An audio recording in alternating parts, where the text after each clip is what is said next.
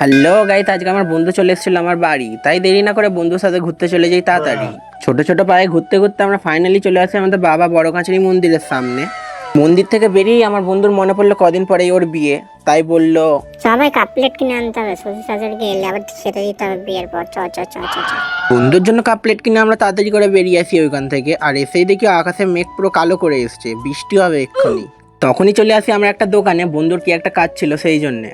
দোকান থেকে বেরিয়েই দেখি খুব জোরে হয়েছিল বৃষ্টি, তাই আমরা বৃষ্টির অপেক্ষা না করে চলে আসি বাগড়াহাট কসমোতে। ভেতরে ঢুকে আমরা এসির হাওয়া খেতে খেতে বেকার বেকার ঘুরতে থাকি আর টাইম পাস করতে থাকি। তাহলে নিজে মার খাবে আর তার সাথে আমাকেও মার খাওয়াবে।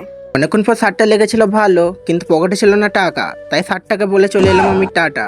এসে দেখি বন্ধুও দেখছিল জুতো, আর বন্ধুর পকেট ছিল ফাঁকা, তাই আমার মতন বন্ধুও জুতো টাকা করে চলে এলো টাটা।